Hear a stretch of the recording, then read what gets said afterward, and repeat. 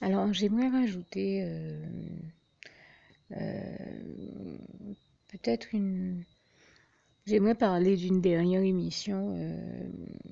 Je pensais avoir déjà fini, mais je me dis ça peut être intéressant que j'évoque celle-ci aussi, hein, de notre zapping des programmes TV, vu son angle de la foi. Euh, j'ai vu une autre émission qui a quand même retenu mon attention.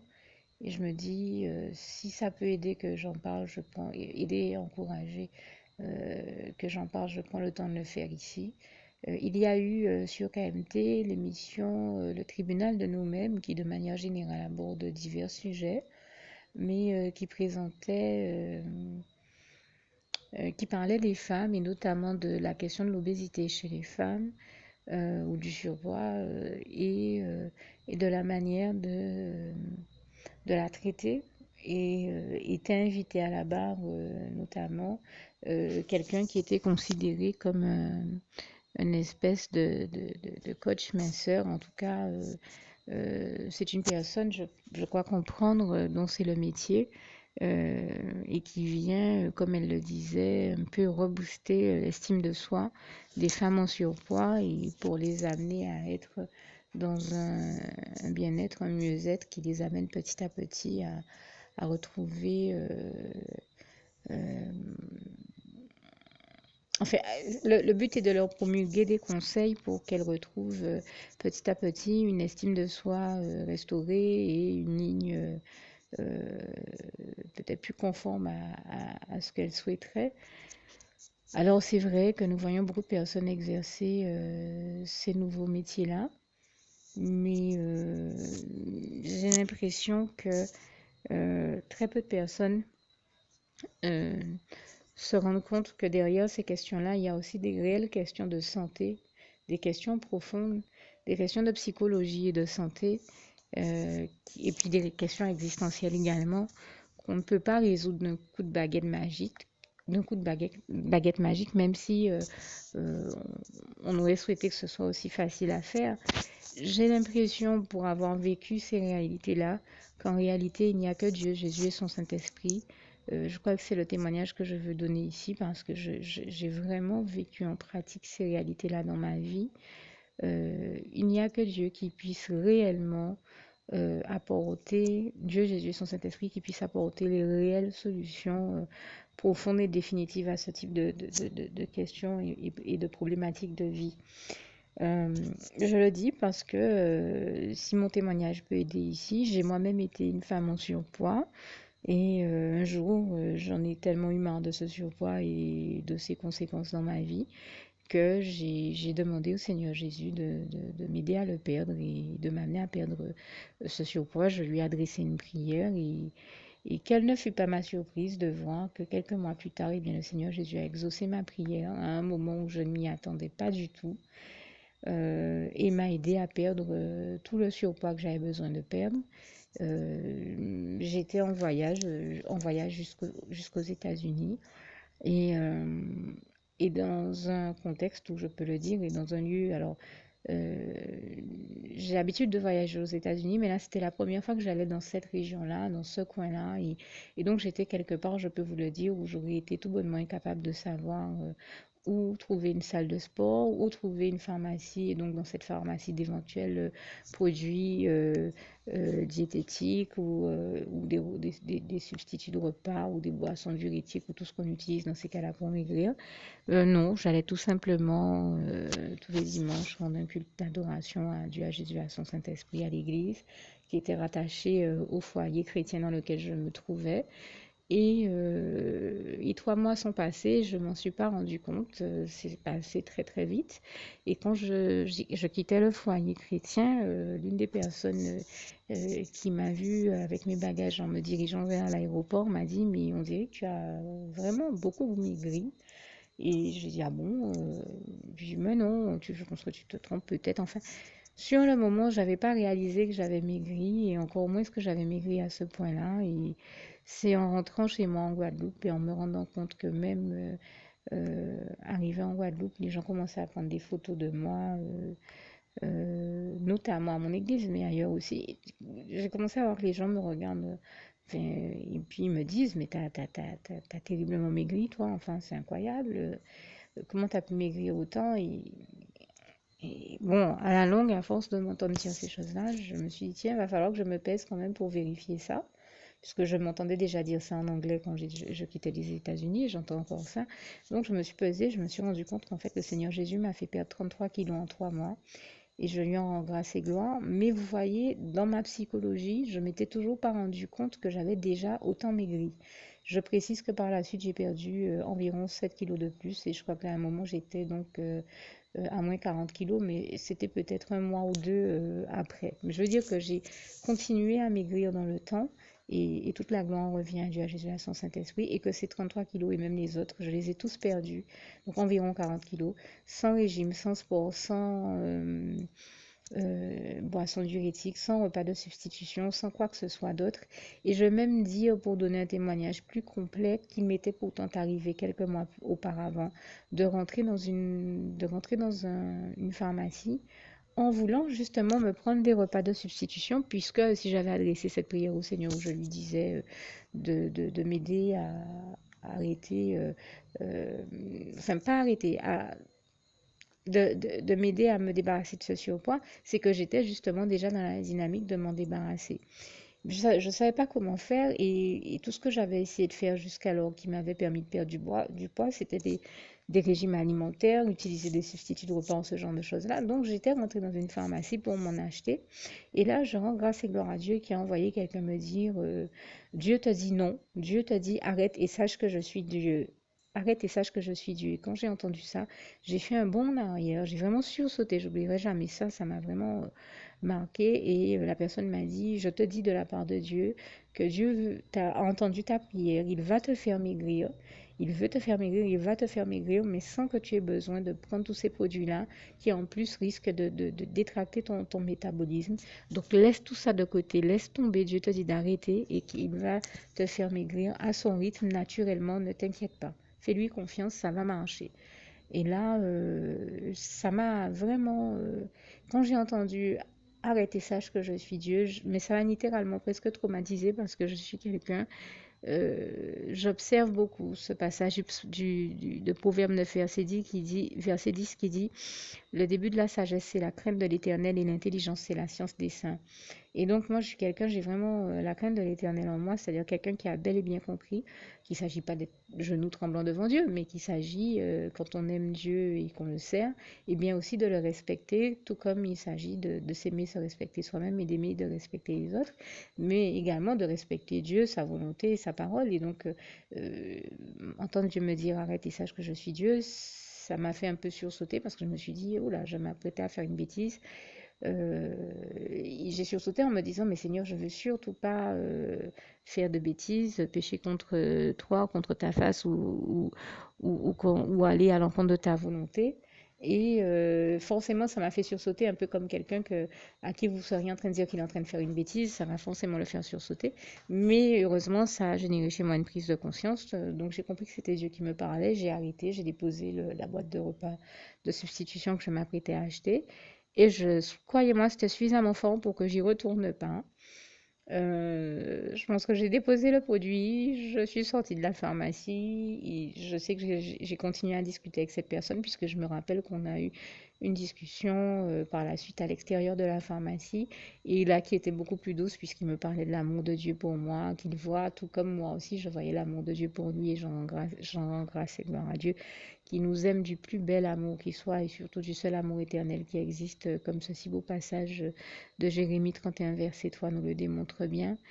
Et donc, ça m'avait marqué profondément et suffisamment pour que, comme je le disais, je décide de laisser tomber et que j'arrête ça. Et bien, qu'elle ne fut... Et puis, j'ai été occupée par la suite à faire tellement d'autres choses que j'y pensais même plus. Et justement, eh bien, le Seigneur m'a fait la surprise de me faire voir qu'au moment où je ne pensais même plus à tout ça, eh bien, là, il m'a fait maigrir. Mais il m'a fait maigrir à un moment aussi où il savait que j'étais prête euh, et où il avait très certainement peut-être sans que je m'en sois rendu compte, où il m'avait amené à faire un réel travail sur moi-même Et le travail que Dieu fait et que le Saint-Esprit fait, c'est un travail qui parle de l'intérieur vers l'extérieur. C'est un travail en profondeur qu'effectue le Saint-Esprit dans notre intérieur. Et il m'avait amené à être bien avec ces questions-là, bien avec moi-même, en paix avec mon Dieu et avec moi-même. Ce qui fait que, eh bien, sans peut-être que je m'en rende compte et sans même que j'ai le temps d'en prendre conscience, j'étais arrivée à un degré où j'étais prête à maigrir, où j'étais prête à me débarrasser vraiment de ce surpoids. Et Dieu l'a fait, j'ai envie de dire, au meilleur moment. Et je lui en rends grâce et gloire. Mais malgré ça, même comme ça, une fois que j'avais déjà perdu ces 33 kilos-là, ça faisait peut-être déjà très longtemps que j'avais perdu ces 33 kilos sans que je m'en rende compte, puisque j'ai eu le temps de traverser les États-Unis, de rentrer en Guadeloupe et de voir à mon départ des États-Unis, comme à mon arrivée, pendant un bon moment après que je sois en Guadeloupe, les gens n'arrêtaient pas de me dire que j'avais maigri, et même comme ça, je ne me rendais pas compte. Et pourtant, j'avais déjà perdu 33 kilos. Donc, c'est vous dire comment, dans nos psychologies, il se passe des choses qui peuvent nous amener même des fois à ne même pas nous rendre compte de la réalité que nous avons déjà maigri et perdu du poids. Et même à ce niveau-là, même une fois que nous nous rendons compte que nous avons déjà perdu du poids, si on n'est pas correctement préparé à ça psychologiquement, spirituellement et autrement, on peut très mal le vivre. Alors dans mon cas par bonheur, quand j'ai pris conscience de ça, eh bien, je l'ai très bien accepté, j'en ai remercié et glorifié Dieu et je le fais encore jusqu'à maintenant. Mais ça a quand même pris du temps, premièrement. Deuxièmement, c'est quand même extraordinaire de se dire que quelqu'un perd entre 33 et 40 kilos sans se rendre compte, tout en continuant à se voir comme quelqu'un qui a ses 40 kilos en plus, alors que les 40 kilos sont déjà en moins. C'est vous dire que l'être humain a un fonctionnement dans sa psychologie qui dépasse, j'ai envie de dire, justement l'entendement humain et que Dieu seul peut maîtriser.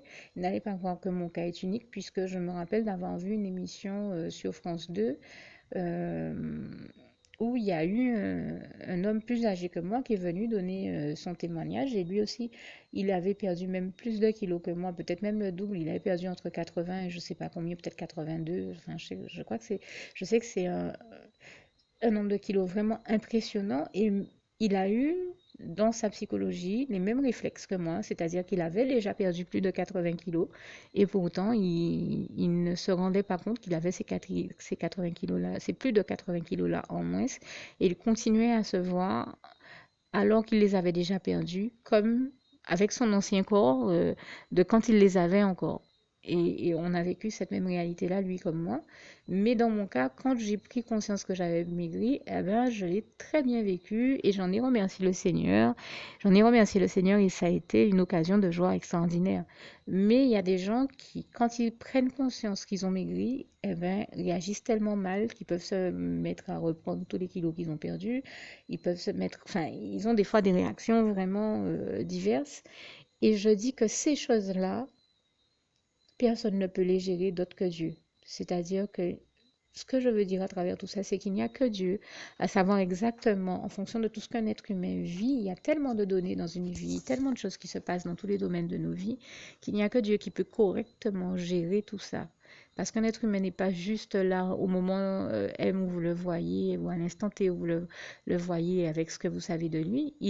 Quand il arrive en face de vous, il arrive avec son histoire, avec son histoire familiale et tout ce que ça implique, et puis aussi toutes les données que ça comporte sur la question du domaine de la santé et de bien d'autres domaines, le domaine psychologique, spirituel, émotionnel. Enfin, il y a tellement d'autres questions et de paramètres qui viennent rentrer en compte dans ces cas-là, que même si un coach, d'accord, il a les outils pour amener quelqu'un à maigrir et à rebooster un peu son estime de soi, il ne peut pas gérer tout ce qu'il y a à gérer autour de cela. C'est-à-dire, même une fois que la personne est arrivée à maigrir, comment elle va vivre le fait d'avoir maigri, comment elle va le gérer, est-ce que comment elle va y réagir, est-ce que ça va apporter tous les changements positifs qu'on espère, ou est-ce que au contraire, ces réactions ne vont pas être euh,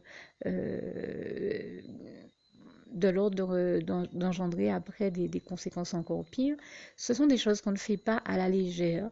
Et mon ressenti pour être passé par là, c'est que c'est un travail en profondeur qu'on ne peut laisser faire qu'on peut laisser que Dieu faire et faire avec son Dieu. Alors bien sûr, je ne dis pas que c'est pas possible. Il y a des milliers de personnes qui utilisent des coachs, des médecins, des chirurgiens esthétiques pour arriver à l'amincissement. Oui, mais la question que je pose, c'est sur le moment, oui, ça marche, c'est facile. Je veux dire, les gens disposent maintenant d'outils, d'éléments, de techniques pour arriver à l'amincissement. C'est pas le problème, on y arrive de toute manière.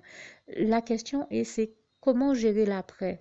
Est-ce que l'après est correctement géré? Parce que j'ai envie de dire officiellement, publiquement, ce qu'on met sous la lumière, c'est que waouh, super, on est arrivé à faire la personne maigrir, on est arrivé à l'amincissement, ok. On arrive même aussi à relooker les gens, à leur donner toute espèce d'apparence si on le souhaite. Tout ça, c'est facile. Une couche de maquillage, une nouvelle coupe, un brushing, ceci, un cela, une coiffure, avec quelques professionnels de santé, d'esthétique et de diététique et de tout ce que vous voulez, les chirurgiens esthétiques et tout ce que vous voulez antique, comme dirait l'autre, des toutes bitintologues, eh bien, on arrive à toute espèce de résultat. D'accord. Mais ça marche un temps. C'est-à-dire le temps d'en faire la promotion, de dire, waouh, on est arrivé à l'amincissement de telle personne, à ça, à tel résultat, qui sont donc, comme on le sait, à l'époque où nous vivons en 2016, techniquement possibles. D'accord. Et tant mieux pour la dimension de progrès et d'innovation que ça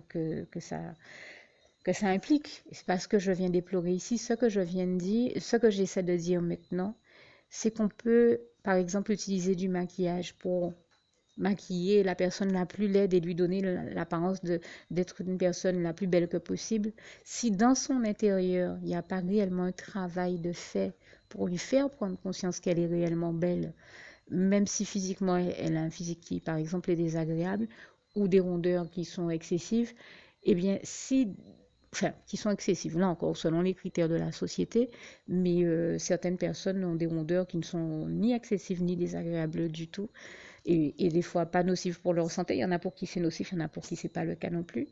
Si on n'amène pas les gens à faire un travail sur eux-mêmes, d'acceptation d'eux-mêmes, de ce qu'ils sont, de leur réalité, de la complexité de leur réalité, et qu'on ne les amène pas à une véritable sérénité et à une réconciliation avec leur Dieu et avec ce qu'ils sont, euh, et qu'on ne fait pas ce travail de profondeur là, de faire en sorte que la personne elle est bien avec son Dieu et avec elle-même, qu'elle est bien en elle-même, j'ai envie de dire, ça peut pas fonctionner. Ça va fonctionner un temps, on va voir la personne dans son amincissement, oui, on va voir qu'on a eu des résultats d'investissement, oui, des résultats techniques, des résultats qui sont probants, je veux dire, sur le plan des chiffres, on va voir qu'il y a tant de kilos de perdus, qu'il y a tant de tout ce que vous voulez, que, ok, on est arrivé à un embellissement, à un amincissement, voire un amaigrissement, un embellissement de la personne, un enjolivement, j'ai envie de dire, mais c'est comme de mettre sur une voiture des enjoliveurs. Si vous lui mettez des enjoliveurs, mais que vous ne prenez pas le temps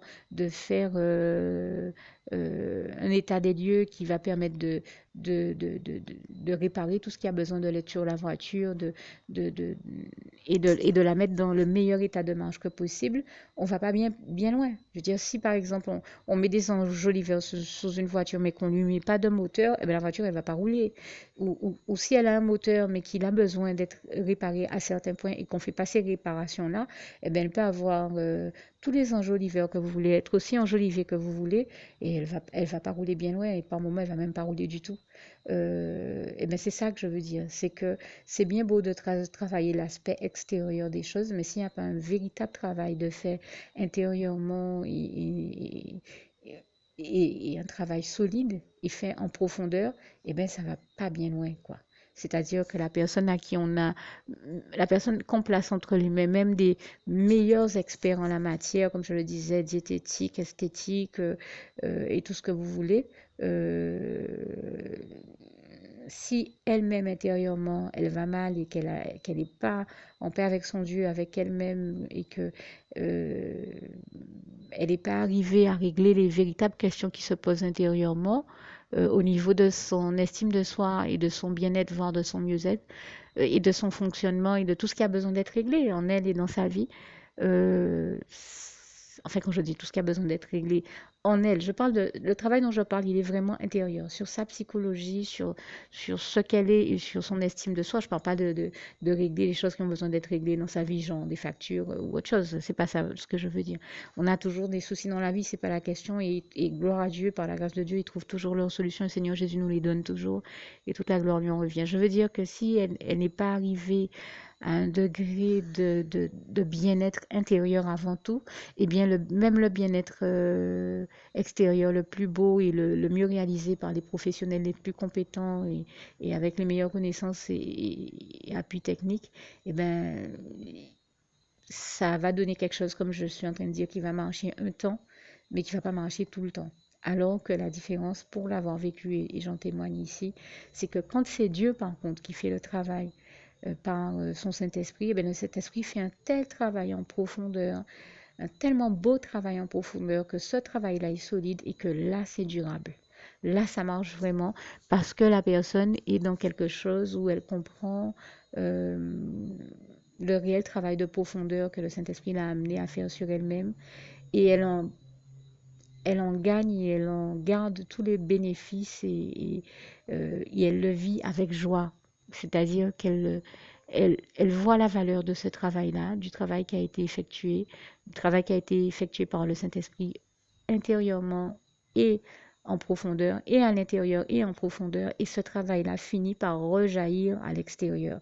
Et là, la réelle mise en beauté, le réel enjolivement, la réelle avancée que tout ce travail intérieur a impliqué, eh bien, va entraîner que ça va rejaillir vers l'extérieur et le travail ira donc de l'intérieur vers l'extérieur, comme je disais tout à l'heure, mais ça va être un travail qui va perdurer dans le temps. Alors que je crois que nous sommes dans une société de l'instant et les trois quarts du temps, vous entendez des professionnels dire, eh bien, on a réussi la mise en beauté ou le relooking de telle ou telle personne, mais ce sont des choses qui sont totalement ponctuelles, superficielles et légères pour que ça ne dure pas dans le temps et que ça n'apporte pas à la personne le réel bien-être et mieux-être qu'elle est en train de rechercher en profondeur, le bien-être en profondeur qui est nécessaire. Et je me demande dans ces cas-là si ça n'a pas des conséquences plus lourdes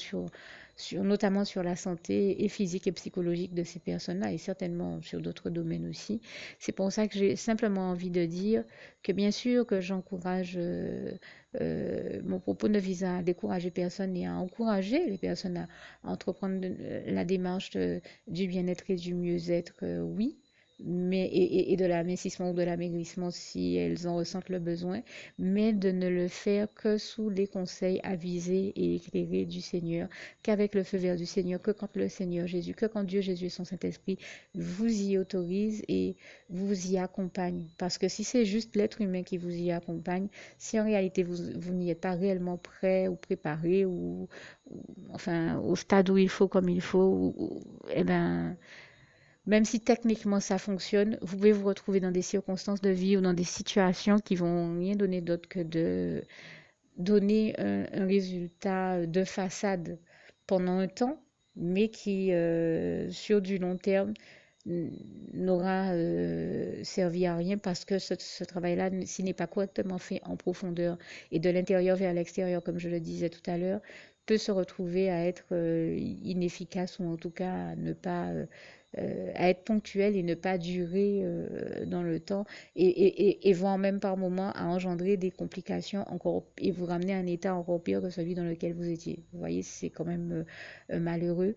Donc, ce que je veux dire par là, c'est que faisons tout ce que nous faisons sous le conseil et la direction de Dieu, Jésus et son Saint-Esprit en ayant pris auparavant l'assurance d'être bien en train de faire la bonne chose conforme à la volonté et à la parole de Dieu, la bonne chose, en train de prendre les bonnes décisions et poser les bons actes conformément à la volonté de Dieu, tout en restant agréable à ses yeux et à son cœur. C'est vraiment ce à quoi je vous invite.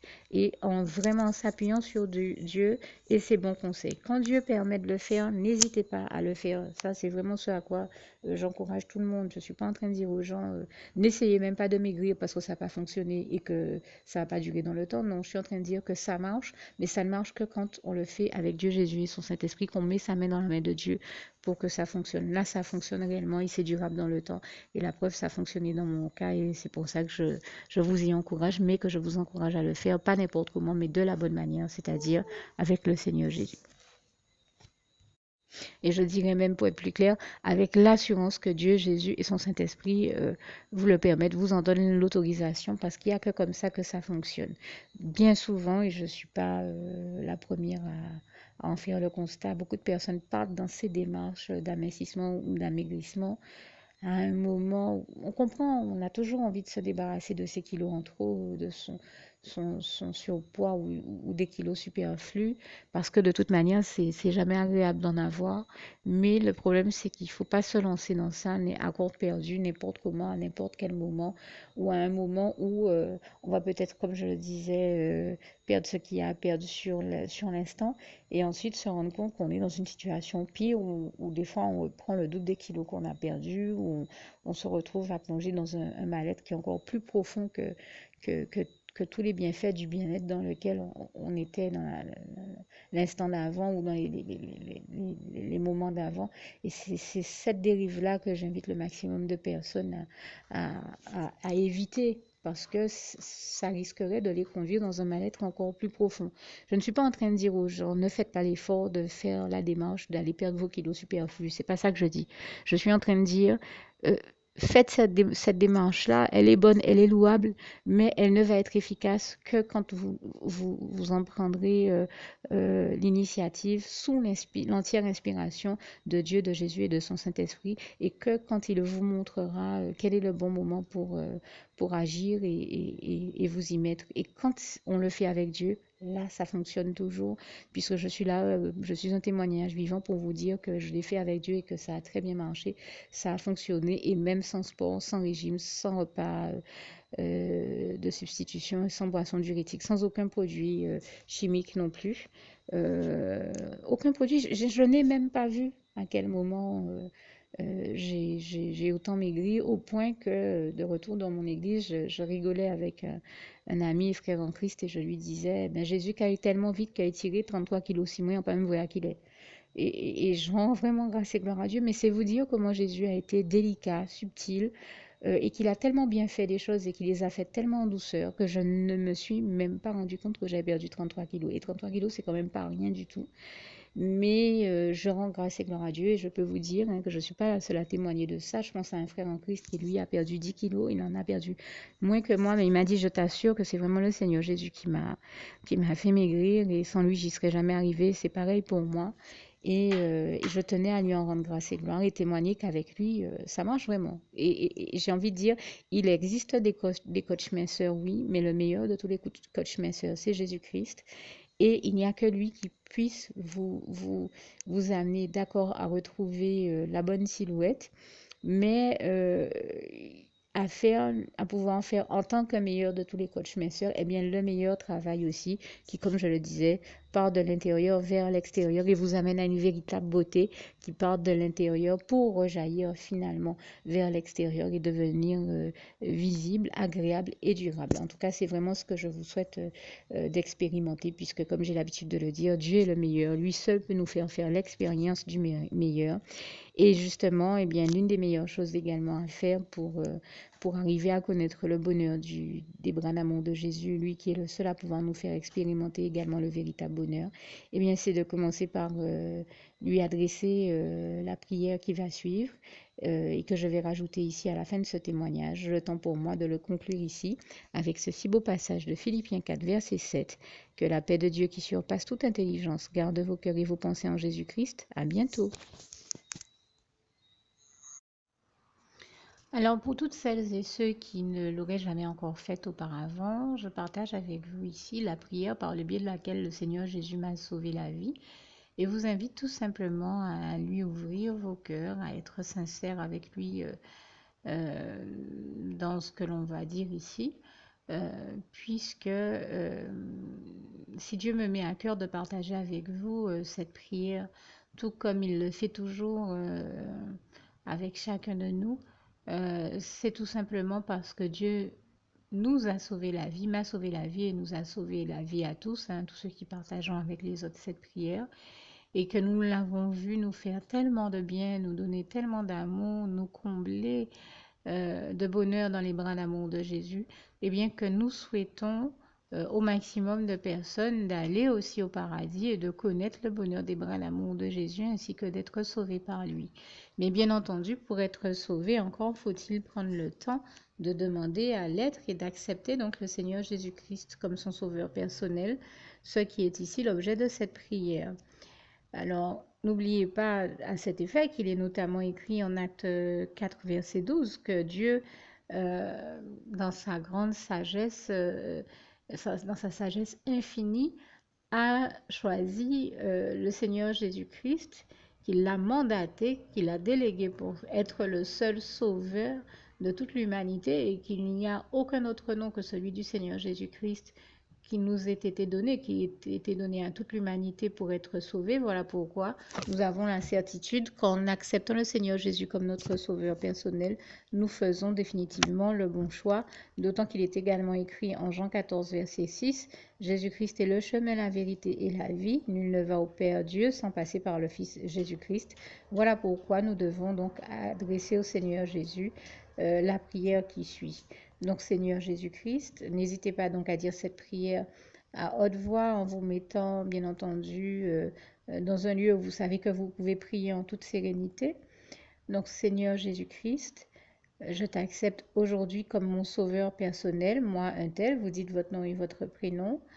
Et je te demande aussi, Seigneur, vraiment de continuer à veiller sur moi et sur ma vie.